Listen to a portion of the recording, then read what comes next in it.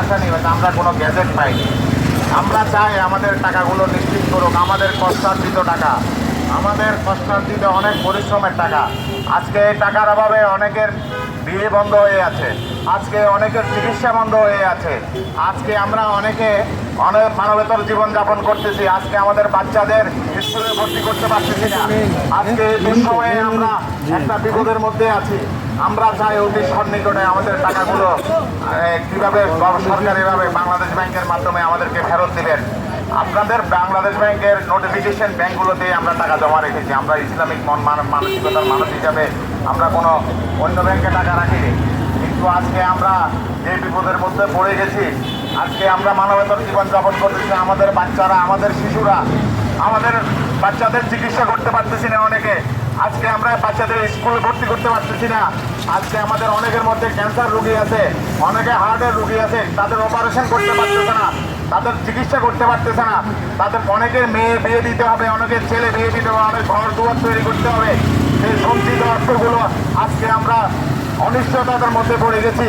তাই আমরা শান্তিপূর্ণ একটা মানববন্ধনের মাধ্যমে আজকে আপত্তি করতেছি যে আজকে সরকারের কাছে আমরা সরকারের দৃষ্টি আকর্ষণ করতেছি। বাংলাদেশ ব্যাংক, গভর্নর সাহেব এবং বাংলাদেশের অর্থ উপদেষ্টা সাহেব এবং বাংলাদেশ সরকারের প্রতি আমাদের অকুল আবেদন, আমাদের টাকাগুলো আপনারা কীভাবে ফেরত দেবেন, একটা নোটিফিকেশনের মাধ্যমে আমাদের টাকাগুলো দয়া করে আমাদেরকে ফেরত দেওয়ার ব্যবস্থা করে দিন।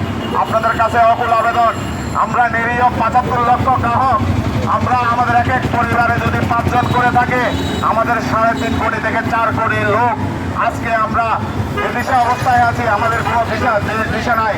আমরা আজকে রাস্তায় পথে বসে ব্যাংকে টাকা জমা রেখে আজকে রাস্তায় নামতে হয়েছে আমাদেরকে। আমরা কখনো এই দিনটি চিন্তা করি নাই। আপনাদের কাছে অকুল আবেদন, আমাদেরকে আল্লাহর রহস্তে আপনাদের কাছে বিনীত আবেদন, আমাদের টাকাগুলো আমাদেরকে কীভাবে ফেরত দিবেন একটা নিশ্চিত একটা নোটিফিকেশনের মাধ্যমে। আমরা মৌখিক কোনো ধারণার উপরে আপনাদের মৌখিক চিন্তাগুলো, আজকে আপনাদের মৌখিক চিন্তা ধারণাগুলো বিফলে গেছে। নভেম্বরের প্রথম সপ্তাহ থেকে শুরু করে আজকে ডিসেম্বরের 3য় সপ্তাহ চলমান, আজকে পর্যন্ত ব্যাংক থেকে আমরা 10টা পয়সা পাইনি।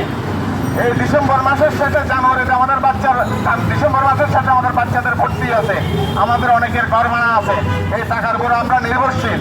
সব রকম লেনদেন বন্ধ করে দিয়ে আজকে আমাদেরকে পথে বসিয়েছেন। তাই সকলের কাছে দৃষ্টি আকর্ষণ করতেছি, আমাদের সাংবাদিক ভাইদের মাধ্যমে আপনার সবার কাছে আবেদন করতেছি, আমাদের কোনো পরিচয়হীনের অবস্থা আপনারা আমাদের অকুল আবেদনগুলো সরকারের মাধ্যমে পৌঁছে দিয়ে আমাদের অর্থ উপদেষ্টা এবং গভর্নর সাহেবের কাছে পৌঁছে দিয়ে আমাদের একটা নিশ্চিত ব্যবস্থা করার জন্য আপনাদের কাছে অনুরোধ রইল, আপনাদের সবার কাছে অনুরোধ রইল। আসসালামু আলাইকুম।